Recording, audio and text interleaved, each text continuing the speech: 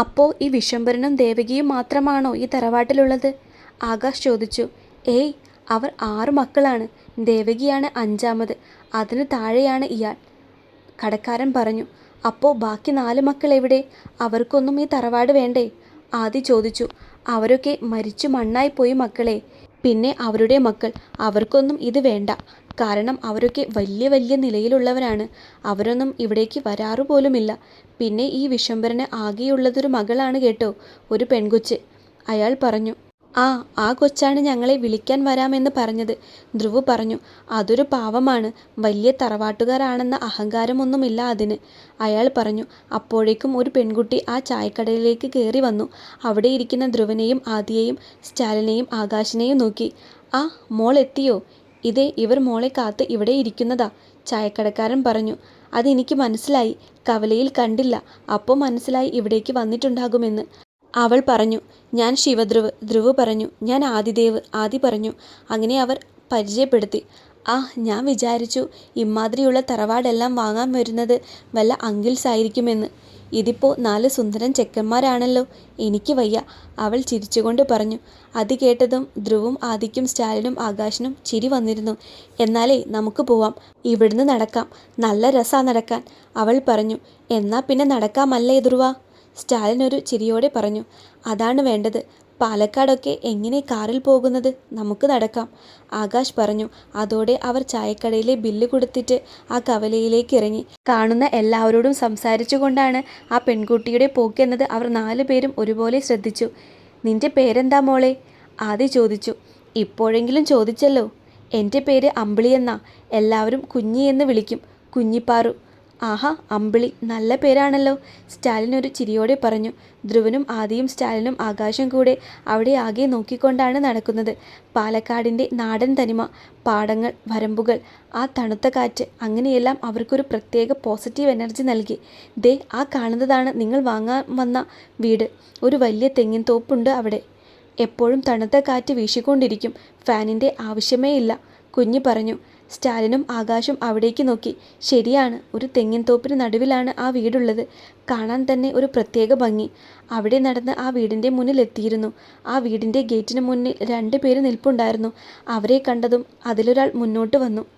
ഞാനാ മോനെ വിശ്വംഭരൻ, അയാൾ പറഞ്ഞു. സാർ, ഞങ്ങൾക്ക് ഈ ഫോട്ടോയിൽ കണ്ടപ്പോഴേ തന്നെ ഒത്തിരി ഇഷ്ടമായി.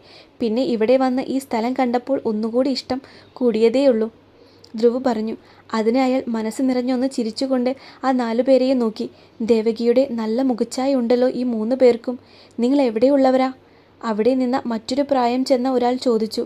ഒരു വാക്ക് 2 തവണ ആവർത്തിച്ചു കേട്ടതിൻ്റെ ഒരു ഞെട്ടൽ 3 പേരിലും ഉണ്ടായിരുന്നു. അതുകൊണ്ട് ആ വൃദ്ധൻ്റെ ചോദ്യത്തിന് ആകാശാണ് മറുപടി പറഞ്ഞത്. ദേവകി എൻ്റെ ചേച്ചിയാണ്, മരിച്ചുപോയി. എനിക്ക് തോന്നിയിരുന്നു നിങ്ങളെ കണ്ടപ്പോൾ. പിന്നെ ഞാൻ കരുതി എൻ്റെ തോന്നലാണെന്ന്. അതാ ഒന്നും മിണ്ടാഞ്ഞ്, വിശ്വംഭരൻ പറഞ്ഞു. അച്ഛേ, വന്ന കാര്യം പറയ്, കുഞ്ഞ് പറഞ്ഞു. മക്കളെ, നിങ്ങൾ ഈ വീട് ഇപ്പോൾ വാങ്ങുന്നുണ്ട് എങ്കിൽ അതിനു വേണ്ട എല്ലാ ഏർപ്പാടും ഞാനിവിടെ ചെയ്തിട്ടുണ്ട്, വിശ്വംഭരൻ പറഞ്ഞു. ഞങ്ങൾക്ക് ഇതിപ്പോൾ വാങ്ങിയാൽ കൊള്ളാമെന്നുണ്ട്, സ്റ്റാലിൻ പറഞ്ഞു. എന്നാൽ ഇപ്പോൾ നിങ്ങൾ വാ, ഈ വീടും പരിസരവും ഒന്ന് ചുറ്റിക്കണ്ടു നോക്ക്, കുഞ്ഞ് പറഞ്ഞു. കാണാം, ആദി പറഞ്ഞു. നിങ്ങൾക്ക് 4 പേർക്ക് താമസിക്കാനാണോ ഇത്ര വലിയ തറവാട്? കുഞ്ഞ് ചോദിച്ചു. ഏയ് അല്ല, ഞങ്ങളുടെ ഭാര്യമാരുണ്ട്, പിന്നെ അമ്മയുമുണ്ട്, ആകാശ് പറഞ്ഞു. എന്നാ വാ, കാണിച്ചു തരാം വീടും പരിസരവും. അപ്പോഴേ അച്ഛൻ വക്കീലിനെ കൊണ്ടുവരും, കുഞ്ഞ് പറഞ്ഞു. അങ്ങനെ അവർ 4 പേരും കൂടെ ആ വീടിൻ്റെ ഗേറ്റ് തുറന്ന് അകത്തേക്ക് കയറി ചെന്നു. ഇതാണ് ഞങ്ങളുടെ തറവാട്, ഇതൊക്കെ സൂക്ഷിക്കണം കേട്ടോ, കുഞ്ഞ് പറഞ്ഞു. ധ്രുവനും ആദിയും സ്റ്റാലിനും ആ തറവാട്ടിലേക്ക് അങ്ങനെ കണ്ണോടിച്ചു കൊണ്ടിരുന്നു. നല്ലൊരു വീട്, പഴമ ഒട്ടും പോവാതെ പുതുക്കി പണിഞ്ഞ ഒരു നല്ല തറവാട്. ഇവിടെ നല്ല ഭംഗിയാണല്ലേ ധ്രുവ? വണ്ടിയെടുക്കാതെ വന്നത് കാര്യമായി, സ്റ്റാലിൻ പറഞ്ഞു. അതെ, എന്തൊരു നല്ല തണുത്ത കാറ്റാണ് വീശുന്നത്. പാലക്കാട് ഇത്രയും അടിപൊളിയാണെന്ന് കരുതിയില്ല. എന്തായാലും അമ്മയ്ക്കും അവളുമാർക്കും നല്ലോണം ഈ വീട് ഇഷ്ടപ്പെടും, ധ്രുവം പറഞ്ഞു. അപ്പോഴേക്കും വിശ്വംഭരൻ വക്കീലിനെ കൊണ്ട് വന്നിട്ടുണ്ടായിരുന്നു. പിന്നീട് വീട് രജിസ്ട്രേഷൻ ചെയ്യലും അങ്ങനെയുള്ള കാര്യങ്ങളുമായിരുന്നു അവിടെ നടന്നത്. അങ്ങനെ അരമണിക്കൂറിനുള്ളിൽ ആ തറവാട് ആ 4 പേരുടെയും പേരിലായി. ഇനി ഇവിടെ വൃത്തിയാക്കണ്ടേ? വിശ്വംഭരൻ ചോദിച്ചു. അതിനൊക്കെ ഇവിടേക്ക് ആളുകൾ വന്നോളും. പിന്നെ ഞങ്ങൾ ഇവിടെ ഒരു ഏപ്രിൽ തുടക്കത്തിൽ വരും. അതായത് വിഷു തുടങ്ങുന്നതിന് മുന്നേ എത്തുമെന്നാ. അതാവുമ്പോൾ വിഷു ആഘോഷിക്കാലോ. സ്റ്റാലിൻ ഒരു ചിരിയോടെ പറഞ്ഞു. അത് തന്നെയാണ് മക്കളെ നല്ലത്. എല്ലാവരോടും എൻ്റെ അന്വേഷണം പറയണം, വിശ്വംഭരൻ പറഞ്ഞു. അപ്പോൾ ശരി സാർ, ഞങ്ങൾ ഇറങ്ങുവാണ്. നാളെ ഇവൻ്റെ കല്യാണമാണ്. ഇന്ന് വൈകുന്നേരം എത്തണം. പിന്നെ അമ്മയും പെൺകുട്ടികളും ഒറ്റയ്ക്ക് അവിടെ. വേഗം പോണം, സ്റ്റാലിൻ പറഞ്ഞു. എന്നാ ചെല്ലു മക്കളെ, ഇപ്പോൾ ഇറങ്ങിയാൽ വൈകുന്നേരം ആവുമ്പോൾ അവിടെ എത്താം, അയാൾ പറഞ്ഞു. അതോടെ ആ വീടിൻ്റെയും ഗേറ്റിൻ്റെയും ചാവി വാങ്ങിയിട്ട് അമ്പിളിയോടും യാത്ര പറഞ്ഞുകൊണ്ട് അവർ 4 പേരും അവിടെ നിന്നും കാറിൻ്റെ അടുത്തേക്ക് നടന്നു. കവല വരെ അമ്പിളി കൂടെയുണ്ടായിരുന്നു. അവർ 4 പേരും കാറിൽ കയറി. ഇപ്രാവശ്യം ഓടിച്ചത് ധ്രുവായിരുന്നു. ഒന്നുകൂടി അമ്പിളിയോട് യാത്ര പറഞ്ഞുകൊണ്ട് അവർ കോട്ടയത്തേക്ക് യാത്രയായി.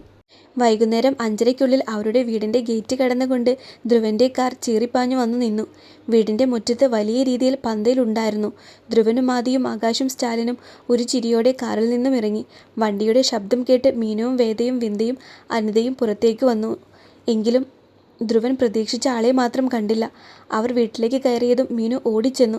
ഇച്ചാ എന്ന് വിളിച്ചുകൊണ്ട് സ്റ്റാലിനെ കെട്ടിപ്പിടിച്ചു. ശേഷം ധ്രുവനെയും ആദിയെയും ആകാശിനെയും ഒന്ന് കെട്ടിപ്പിടിച്ചു. കയറി വാ മക്കളെ, അനിത പറഞ്ഞു. എൻ്റെ അനിയമ്മേ, ഇവൻ്റെ ദേവു എവിടെ? ദേവുവിനെ ഈ ഭാഗത്തേക്ക് കാണാനില്ലല്ലോ, സ്റ്റാലിൻ ചോദിച്ചു. അതോ, ആ കൊച്ചിന് തീരെ വയ്യ. രാവിലെ മുതൽ ഒന്നും കഴിച്ചിട്ടില്ല ആ കുട്ടി, അകത്തേക്ക് കയറിക്കൊണ്ട് അനിത പറഞ്ഞു. കുറേ നിർബന്ധിച്ചു, വിശപ്പില്ല എന്ന് പറഞ്ഞു. കിടപ്പില, ചിലപ്പോൾ ധ്രുവേട്ടൻ പോയതിൻ്റെയാവും, മീനു പറഞ്ഞു. എന്നാൽ ഞാനൊന്ന് പോയി നോക്കട്ടെ എന്നും പറഞ്ഞ് ധ്രുവൻ മുകളിലേക്ക് ഓടിക്കയറി.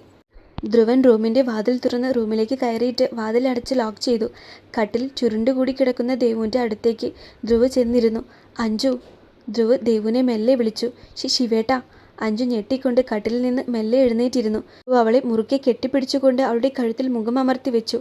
അവളില്ലായ്മ അവനെ ഒരു ശ്വാസമുട്ടൽ തന്നെയാണെന്ന് അവന് മനസ്സിലായിരുന്നു. കുറെ മിസ് ചെയ്തു അഞ്ജു നിന്നെ, ധ്രുവൻ ഒന്നുകൂടി ഇറുകെ അവളെ കെട്ടിപ്പിടിച്ചുകൊണ്ട് പറഞ്ഞു.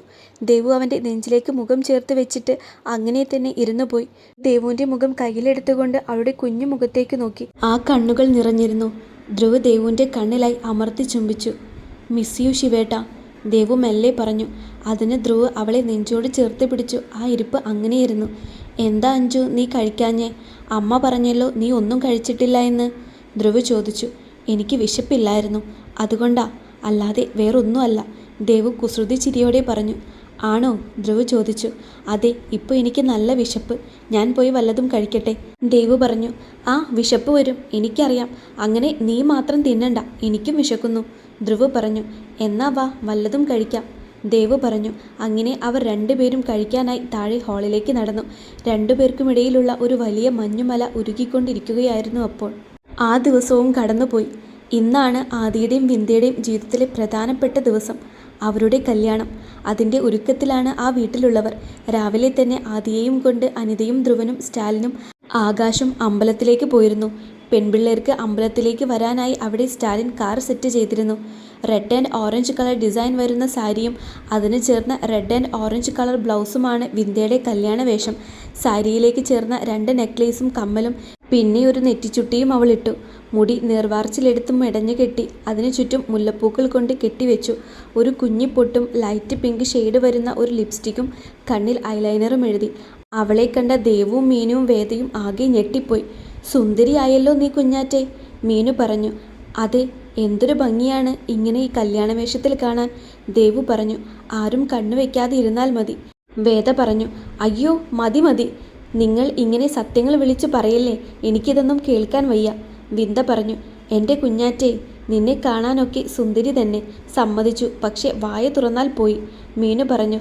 അതെന്താടി, ഞാൻ പല്ല് തേച്ചിട്ടുണ്ട്, വിന്ദ പറഞ്ഞു. അതുകൊണ്ടല്ല, നിന്റെ ഈ കൂതറ സംസാരം സഹിക്കാൻ പറ്റാത്തോണ്ട് പറഞ്ഞതാ, ദേവു പറഞ്ഞു. ഇന്നെന്തിനാ നീ പല്ല് തേച്ചത്? നല്ലൊരു ദിവസമായിട്ട് നീ പല്ല് തേച്ചോ? വേദ ചോദിച്ചു. മതി, ഞാൻ അന്തരീക്ഷത്തിൽ നിന്നൊന്ന് താഴെ വരട്ടെ, എന്നിട്ട് ബാക്കി. ഇപ്പോൾ നിങ്ങൾ പോയി റെഡിയായിട്ട് വാ, നമുക്ക് പോകാം, വിന്ദ പറഞ്ഞു. എന്നാൽ ആദ്യം ഞാൻ പോയി റെഡിയായിട്ട് വരാമേ, 10 മിനിറ്റ്, ദേവു അതും പറഞ്ഞു പോയി. ഒരു ഡാർക്ക് റെഡ് സാരിയും അതിനോട് ചേർന്ന വെള്ള കൽ സ്റ്റോൺ വർക്ക് വരുന്ന ഒരു സ്ലീവ്ലെസ് ബ്ലൗസുമാണ് ദേവുവിൻ്റെ വേഷം. മുടി സൈർവാർച്ചിലെടുത്ത് മുഴുവനായി അഴിച്ചിട്ടു. ഒരു കമ്മലും താലിയും പിന്നെ കുഞ്ഞു മൂക്കുത്തിയും മാത്രമാണ് അവളുടെ ആഭരണങ്ങൾ. നെറ്റിയിൽ കുഞ്ഞു സിന്ദൂരം തൊട്ട് ഒരു കറുത്ത പൊട്ടും വെച്ച് അതോടെ ദേവുവിൻ്റെ ഒരുക്കം കഴിഞ്ഞു. ദേവു മീനുവിൻ്റെയും വിന്ധ്യയുടെയും വേദയുടെയും അടുത്ത് ചെന്ന് നിന്നു. സിമ്പിൾ ലുക്കിൽ സുന്ദരിയായി നിൽക്കുന്ന ദേവുവിനെ കണ്ട് അവർ ഞെട്ടിപ്പോയി. ഇത്രയും പെട്ടെന്ന് നീ ഇങ്ങനെ സുന്ദരിയായി ദേവു മോളെ? വിന്ധ്യ ചോദിച്ചു. അതെ, ഇതിനെയാണ് സിമ്പിൾ ലുക്ക് എന്ന് പറയാ. എന്തൊരു ഭംഗിയാണ് സാരിക്ക്, വേദ പറഞ്ഞു. നല്ല ഭംഗിയുണ്ട് ദേവു നിന്നെ ഇപ്പോൾ കാണാൻ, മീനു ഒരു ചിരിയോടെ പറഞ്ഞു. എല്ലാവർക്കും ഒരുപോലെ താങ്ക്സ്. ഇനി ആരാ എന്ന് വെച്ചാൽ പോയി ഒരുങ്ങിക്കോ, ദേവു പറഞ്ഞു. ഇനി ഞാൻ പോവാം, മീനു അതും പറഞ്ഞ് അവിടെ നിന്നും പോയി. ഒരു വൈറ്റ് സ്ലീവ്ലെസ് ടോപ്പും അതിനോട് ചേർന്ന വൈറ്റ് ഷോളും പിന്നെ ലെഗിൻസുമാണ് മീനുവിൻ്റെ വേഷം.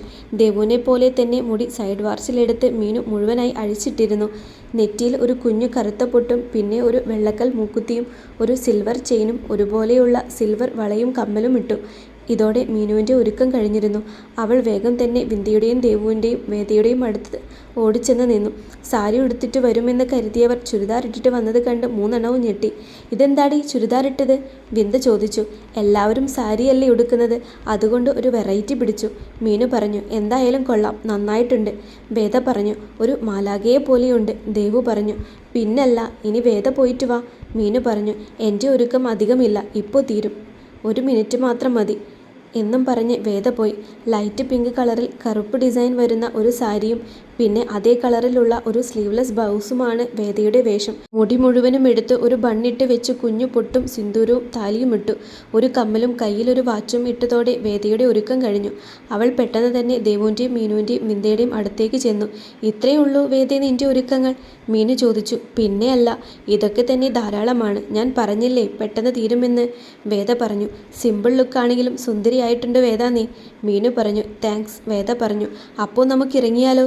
ഇനി ഇവിടെ നിന്നിട്ട് എന്താ, നമുക്ക് പോകാം, വിന്ധ്യ പറഞ്ഞു. വാ, ഇവൾക്ക് കല്യാണം കഴിക്കാൻ തിടുക്കമായല്ലേ, വാ പോകാം, ദേവു പറഞ്ഞു. നിൻ്റെയൊക്കെ കല്യാണം കഴിഞ്ഞില്ലേ, അതുകൊണ്ടാടി എനിക്ക് കല്യാണം കഴിക്കണം, വിന്ധ്യ പറഞ്ഞു. തിരക്ക് പിടിക്കല്ലേ പെണ്ണേ, ചെക്കൻ എവിടെയും പോവില്ല, വാ, മീനു പറഞ്ഞു. അങ്ങനെ മീനുവും ദേവും വേദയും കൂടെ വിന്ധ്യയെയും കൂട്ടിക്കൊണ്ട് താഴേക്ക് നടന്നു. വിന്ധ്യ കാറിൽ കയറിയിരുന്നു. കൂടെ ദേവുവും മീനുവും ഇരുന്നു. വീടിൻ്റെ വാതിൽ പൂട്ടിക്കൊണ്ട് വേദയും അവരുടെ ഒപ്പം കാറിൽ കയറി. അങ്ങനെ കാർ കല്യാണ മണ്ഡപം ലക്ഷ്യമാക്കി പാഞ്ഞു പോയിക്കൊണ്ടിരുന്നു. ആദിയും ധ്രുവനും ആകാശും സ്റ്റാലിനും അനിതയും കൂടെ താലി പൂജിക്കാൻ കൊടുത്തുകൊണ്ട് അവിടെ കാത്തു നിൽക്കുവാണ്. അങ്ങനെ ഒരു അരമണിക്കൂർ കഴിഞ്ഞതും വിന്ധ്യയുടെ കല്യാണക്കാർ അമ്പലത്തിൻ്റെ പടിയോടെ അവിടെ വന്നു നിന്നു. അതോടെ ആദിയുടെ കണ്ണുകൾ അങ്ങോട്ടായി. ആദി കാറിലേക്ക് തന്നെ കണ്ണിമ ചിമ്മാതെ നോക്കി നിന്നു. എന്നാൽ കാറിൽ നിന്നും ആദ്യം ഇറങ്ങിയത് ദേവുവാണ്. ധ്രുവൻ്റെ കണ്ണുകൾ വിടർന്നു. അവൻ അവളെ അങ്ങനെ നോക്കി നിന്നുപോയി. ദേവുവിൻ്റെ പിന്നാലെ വിന്ധ്യ ഇറങ്ങി. കല്യാണവേഷത്തിൽ സുന്ദരിയായി ഒരുങ്ങിയിറങ്ങി വരുന്ന വിന്ധ്യയെ കണ്ട് ആദിയുടെ കണ്ണുകൾ കലങ്ങി. സ്റ്റാലിൻ നോക്കിയത് മീനുവിനെ ആയിരുന്നു. കാറിൽ നിന്നും ഇറങ്ങിയ മീനുവിനെ കണ്ടതും സ്റ്റാലിൻ്റെ ഹൃദയമിടിപ്പ് കൂടി. അവൻ അവളെ നോക്കിയൊന്ന് ചിരിച്ചു. ആകാശിൻ്റെ കണ്ണുകൾ വേദയിലേക്കും പാഞ്ഞു. അത്രയും മനോഹരമായി സിമ്പിളായി ഒരുങ്ങി വരുന്ന വേദയെ കണ്ട് ആകാശ് ഞെട്ടി. അവൾക്ക് ഇത്രയും ഭംഗിയുണ്ടോ എന്ന് അവൻ ചിന്തിച്ചു. ദേവുവിൻ്റെ മീനുവിൻ്റെ കൈ പിടിച്ചുകൊണ്ട് വിന്ധ്യ പടികൾ കയറി ആദിയുടെ അടുത്ത് വന്ന് നിന്നു. ദേവു ധ്രുവൻ്റെ അടുത്തായി ചെന്ന് നിന്നതും ധ്രുവ് ആ കയ്യിലൊന്ന് അമർത്തി പിടിച്ചു. നീ ഉടുപ്പാണ് ഇടാൻ പോണത് എന്ന് പറഞ്ഞിട്ട് എന്താ സാരി ഉടുത്തത്? ധ്രുവ് മെല്ലെ ചോദിച്ചു. എന്തേ, സാരി ഉടുത്താ എന്നെ കാണാൻ കൊള്ളില്ലേ ശിവേട്ടാ? ദേവു മെല്ലെ പറഞ്ഞു. അങ്ങനെയല്ല, ഞാൻ ചോദിച്ചതാ. പിന്നെ ഇങ്ങനെ ഈ സാരി ഉടുത്ത് കാണാൻ നല്ല ഭംഗിയുണ്ട്, ധ്രുവ് പറഞ്ഞു. ആണോ? ദേവു ധ്രുവനെ നോക്കി ചോദിച്ചു. അതെ, കെട്ടിപ്പിടിച്ചൊരു ഉമ്മ തരാൻ തോന്നുവാ, തരട്ടെ ഞാൻ? ധ്രുവൻ ചോദിച്ചു. ശിവേട്ടാ, ഇത് അമ്പലമാണ്, വേണ്ട, ദേവു പറഞ്ഞു. വീട്ടിലെത്തിയിട്ട് തരട്ടെ? ധ്രുവ് ചോദിച്ചു. വേണ്ട, ദേവു പറഞ്ഞു. എന്നാ വേണ്ട, ധ്രുവ് പുച്ഛിച്ചു. അതെ, കുറേ നേരമായല്ലോ നിന്ന് രണ്ടാളും ഓരോന്ന് പിറുപിറുക്കുന്നേ, എന്താ? മീനു ചോദിച്ചു. ഞാൻ എൻ്റെ ഭാര്യയോട് ഇഷ്ടമുള്ളത് പിറുപിറുക്കും, ചിലപ്പോൾ ഇങ്ങനെ ഉമ്മ കൊടുക്കും. അതിന് നിനക്ക് എന്താടി പിശാശേ? ധ്രുവൻ ദേവുവിൻ്റെ കവളിൽ ഉമ്മ വെച്ചുകൊണ്ട് മീനുവിനോട് പറഞ്ഞു. ദേവു ഒന്ന് ഞെട്ടിക്കൊണ്ട് ധ്രുവനെ നോക്കി. ധ്രുവ് ആ നോട്ടം കണ്ടില്ല എന്ന് നടിച്ചു. എല്ലാവരും ഒന്ന് ഞെട്ടി. അനിത മുഖം തിരിച്ചുകൊണ്ട് ചിരിച്ചു. ഞാനും കൊടുക്കും എൻ്റെ ഇച്ചായനുമ്മ, മീനു സ്റ്റാലിൻ്റെ കവളിൽ ഉമ്മ വെച്ചുകൊണ്ട് പറഞ്ഞു. എന്നാ പിന്നെ ഞാനും. ആകാശ് വേദയ്ക്കൊരു ഉമ്മ കൊടുത്തു. ഡാ, കല്യാണം കഴിയാത്ത 2 പേർ ഇവിടെ ഒരു പാറ പോലെ നിൽപ്പുണ്ടടാ, ആദി പറഞ്ഞു. അത് സാരല്ല അളിയ, ഇപ്പോൾ കഴിയില്ലേ നിൻ്റെ ഈ കല്യാണം, സ്റ്റാലിൻ പറഞ്ഞു. താലി പൂജിച്ച് കിട്ടിയില്ലേ അനിയമ്മേ? ദേവു ചോദിച്ചു. ഇല്ല മോളെ, നട തുറന്നിട്ടില്ല, അനിയമ്മ പറഞ്ഞു. ആഹാ, ഇപ്പോൾ തുറക്കും. താലി പൂജിക്കുന്നത് നല്ലതാണ്, വേദ പറഞ്ഞു. അതെ, അത് വേദമോൾ പറഞ്ഞത് ശരിയാണ്. താലിപൂജ നല്ലതാ, അനിതയും പറഞ്ഞു. എൻ്റെ താലിയും പൂജിച്ചിട്ടുണ്ട്, മീനു പറഞ്ഞു. നിനക്ക് താലി മാത്രമല്ലല്ലോ, മിന്നുമില്ലേ? എനിക്ക് വലിയ ഇഷ്ടാ ഈ മിന്ന്, ദേവു പറഞ്ഞു. അതെ, ഇത് കാണാൻ നല്ല ഭംഗിയാണ്, വിന്ദ പറഞ്ഞു. അങ്ങനെ ഓരോന്ന് സംസാരിച്ചു കൊണ്ടിരിക്കുമ്പോഴാണ് പൂജാരി നട തുറന്നു വരുന്നത്. എന്നാൽ അതേ സമയം തന്നെ വലിയ രീതിയിൽ ഒരു ഹോൺ മുഴക്കിക്കൊണ്ട് ഒരു കാർ അവിടെ വന്നു നിന്നു. അതോടെ എല്ലാവരുടെയും ശ്രദ്ധ അവിടേക്കായി. അവിടെ വന്നു നിന്ന കാർ ആദിയുടെ അനിയൻ്റെയാണ് എന്ന് ആദിക്ക് മനസ്സിലായി. ഇത് അർജുൻ്റെ കാറാണല്ലോ, ആദി പറഞ്ഞു. പറഞ്ഞു തീർന്നതും കാറിൻ്റെ ഡ്രൈവിംഗ് സീറ്റിൽ നിന്നും ആദിയുടെ അനിയനായ അർജുൻ പുറത്തേക്ക് വന്നു.